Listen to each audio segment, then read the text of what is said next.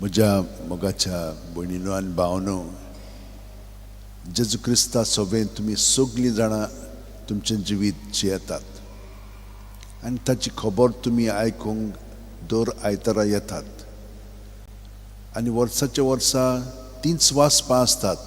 पूण आमकां जी आमची वाड जायत वता, आमचे अणभव जितले वाडटात तेन्ना आमकां अदीक खोलायेन जेजूची समजणी आमच्या जिवितान आमकां अणभवूंक मेळटा आनी तो कशे भशेन जियेलो आनी आमी कशे भशेन जिवंक जाय ती खबर आमकां स्पश्टपणी देव आपल्या उतरांतल्यान दिता. पयल्या वाचपान आमकां कितें सांगलां तें जाणात तुमी. फाटल्या आयतारा दीस पयलो आयतार तेन्ना जेजूचें स्नान जालें आनी तेन्ना पवित्र आत्मो आयलो आनी तो इस्रायलाचो उजवाड म्हणून आमकां सांगलें.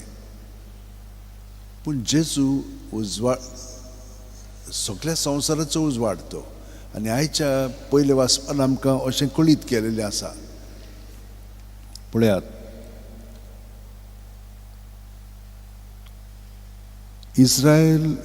इस्रायलचे उरलेल्या लोकांक परतून हाडल्यार पावना, पूण पृथ्वीच्या शिमा पर्यंत म्हजी सोडवण पावचे खातीर हांव तुमकां राष्ट्रांचो उजवाड करतलो.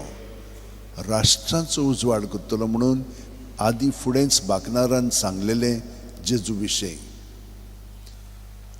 आदल्या काळार खूब देवान प्रयत्न केल्लो लोकांक परतून आपल्या वेंगेंत घेवच्याक, पूण तें जायना जालें.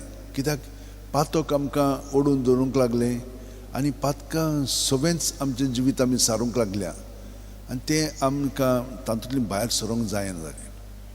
पूण हांगसूर पळयात, त्याच पयल्या वाचपान आमकां कितें सांगता पळय तें. इस्रायलाच्या लोकांक सदांच एकसुरी न्हय पूण बरोबर तांचें जिवीत आसलें. जशे भशेन आमचे कुडींत वेगवेगळे सांदे आसात, ते एकसुरे आसनात, ती एक कुडींत आसतात. तेच भाशेन सगळो लोक एके कुडीचो म्हणून ती सदांच ताच्या मनांत तें दवरलेलें. आपूण एकलोच पवित्र जायना ना, हांव जितलो जाता तितले दुसऱ्यांकूय ताचो फायदो मेळटा. कित्याक कुडींत हिंचो एकलोच सांदो बरो जाल्यार दुसऱ्यांक फायदो जायना, म्हणजे दुसऱ्यांकूय फायदो जाता. तो एकसुरोच रावना, सगळ्यांक ताचो फायदो जाता. हे भाशेन तांची मनोस्थिती आसलेली. तो ताका लागून एकलो पर्यंत तातूंतलो देवान निवडलो आनी तो देवाची येवजणे प्रमाणे जियेलो जाल्यार सगळ्या जाणांक ताचो फायदो मेळटालो. आतां दुसऱ्या वाचपान अशें सांगलां, परतून थंयसर कोरिंतकारांक पावलू उलोवन सांगता. आतां कोरिंतकार कितें जावंक लागलें, ते क्रिस्तांव जाले तेन्ना ते समजले की आमीच आतां व्हड म्हणून, दुसऱ्यांची पर्वा करना जाले. आतां तो म्हणूंक लागलो, ना, आमी तर क्रिस्तांव जाले जाल्यार आमी एकसुरे ना, आमी सगळे क्रिस्ती सोबे बरोबर एक आसा. आतां पळय, आमी हांगसर आसा न्हय, आमी थोडींच जाणां आसात घोडेक, पळय थोडींच जाणां आसा, पूण आमी एकसुरी ना.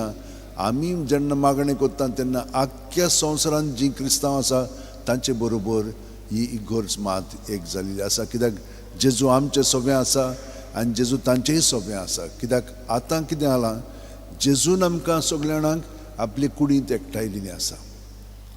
आदीं ती इस्रायल पोरजे बरोबर आसलेली, पूण देवान ताका धाडलो आनी जुवांव ही गोवायकी दिता. हांवें तुमकां उदकान स्नान दिलेलें आसा, तुमची पातकां धुवन तुमी देवाचे विंगेंत परतून येवच्या, पूण तो तुमकां पवित्र आत्म्यान भरून तुमचें जिवीत चलयतलो. पवित्र आत्मो कित्याक जाय आमकां? म्हज्या भयणीनो आनी भावनो, आमी तर बरोबर म्हणजे मागण्यांत रावत जाल्यार भितरल्यान आमचें कितें जाता तें आमकां कळोंक लागतलें. आमी मागणी म्हणटात खरी, मागणी म्हणली म्हणून जालें आमचें, पूण आमी आयकोनात. आयकोंकूय जाय आमी. म्हणटच आयकलें म्हणटच मागीर आमकां ताच मागीर तो रिस्पॉन्स दिवंक जाता. हे भाशेन आमी सगळीं जाणां एकामेकाचें तर आयकत जाल्यार आमी समजून घेवंक लागतल्या.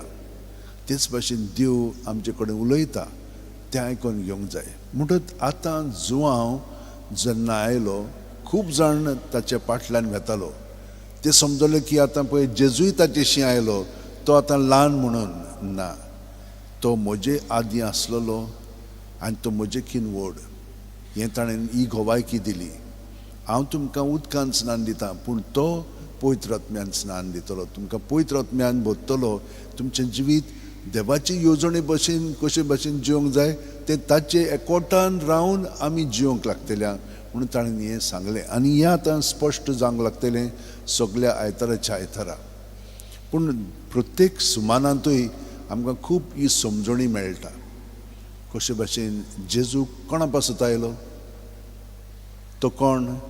देवाचो मेंढरो, संवसाराचे पाप काडटा तो.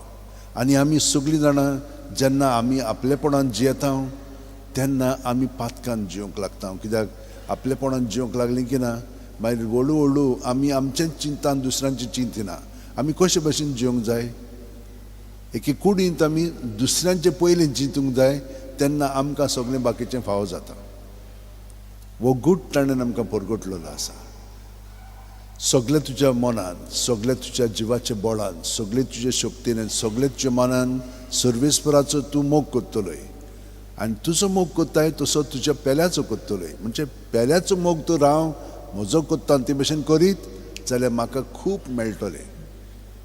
देव हे भशेन आमकां ताणें आमकां घडोवन हाडलेली आसा. तर हें जाणो जावया की खरेपणी जेन्ना आमी जेजूशी येता आमचें सगळें भितरलें सोयम कशे भशेन आमी चिंता, कशे भशेन आमी आसा तें घेवन आयलें की ना तो तें रोखडेंच बदलून काडटा. कित्याक तो आमचे पासून मेलोलो आसा. फकत तें आमी आपणावंक जाय. कशें आमी आपणायतल्या? पयलीं स्वतें तें कबूल करून.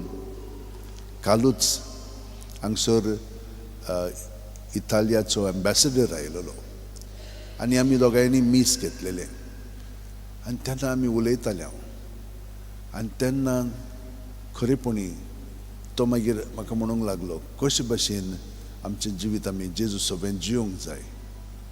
आमी जेन्ना जेजू सोबेन जियेता तेन्ना जेजू आमकां सगळें स्पश्टपणी दाखयता आनी ते भशेन आमी जियेत जाल्यार आमकां खूब बरेपण फावो जातलें.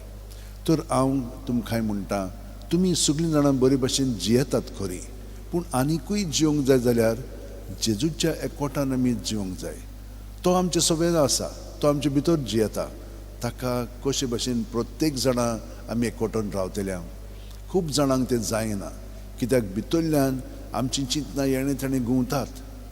आमचे मदीं भितरल्यान शांती ना, शांत रावंक जायना. ताका लागून तुमकां थोडी प्रॅक्टीस दिवंक हांवें मागणी स्टार्ट केलेली आसा. कशे भशेन आमच्यान मनांतली चिंतना आनी ही भावना शांत करूंक जाता पळय ती. तर आमी तर आतां तुमकां एक सोंपी वाट शिकयता. नोमान मरे तर तुमी मनशात सगळो गोत जाल्यार सायबीण माय तुमकां मदत करतली. कित्याक ती सदांच जेजू कडेन मागता. जेजू आमचे भितरूच आसा. ती ताचे कडेन मागतली तूं तांकां भितरल्यान शांत कर म्हणून. आनी जशे भशेन आमी प्रत्येकानी ताचे सोबें जिवंक जाय तें बी तो आमकां कळयतलो, ताचो पवित्र आत्मा आमकां दाखयतलो आनी तें करूंकूय आमकां मदत करतलो. हे भशेन हें सगळें घडटा. आमचो फकत भरवासो आसूंक जाय. बावार्थ आसा, भरवाशान आमी जिवंक जाय. हें जातलेंच म्हणून आनी जाल्लें म्हणून आमी ताका दिनवासीत रावंक जाय. तर म्हज्या भयणीनो आनी भावनो, जेजू खरो आमचो सोडवणदार. आमी ताकाच चिटकोन रावया. आमी ताका तर आमची चिंतना भावना कितेंय जाता तें रोखडेंच सांगलें तो आमकां तातूंतलो निवाजतलो आनी जशे भशेन आमी ताच्या जिवितान आमचें जिवीत सारूंक जाय तें तो आमकां दाखयतलो. सगळीं जाणां थोडो वेळ आमचे हात जोडून ताचे बरोबर हो वेळ सारया. पळयात कितलो तो लागशिल्ल्यान आमचें जिवीत चलयता. आमी आमचें जिवीत चलयना, तो जावन आसा आमचें जिवीत. ताणेंच आमकां सांगलां हांव जिवीत, सोत आनी वाट. कोणूच बापाशी वचना बगर म्हजे वरवीं. तर हें जिवीत आमी जियेता तें प्रत्येक सुस्कारान आमी अणभवता. सुस्कार घेता तेन्ना आमचे कुडींत मनांत आत्म्यांत तो येता. ताका आमी हाजीर जावया आनी सगळे आमचे भितर आहा तितलें सुस्कार भायर सुट्टना ताच्या नांवांत भायर काडया. जेजू जेजू जेजू म्हणून सगळे भितर आहा तितलें. पळयात, तुमकां तें करूंक जावचें ना तुमी तर तुमचेच चालीन आसत जाल्यार. पूण जितलें आमी खालतेकायेन हें मागणें जेजूच्या नांवान आमची चिंतना भावना ताचेर दवरून भायर काडून हे भाशेन आमी सारीत जाल्यार आमकां खूब बरेंपण फावो जावंक लागतलें. भितरल्यान तो आमकां नितळ निर्मळ करून तो आमचे भितर जियेता ताचें पवित्रपण आमचें सगळें उपजावंक लागतलें आनी आमी ताच्या उजवाडान, तो जावन आसा संवसाराचो उजवाड, ताच्या उजवाडान आमी उजवाडावन येतल्या आनी आमची उतरां कन्यो चाल जेजूच्यो जावंक लागतल्यो. जेजू, ही कृपा तुवें आमकां सगळ्यांक आतां फावो केलेली आसाय. आमी आतां तुका आमचें जिवितूच सगळें भेटयता. तूंच तें चलय आनी तूंच आमकां गोठायन तुजें बोर.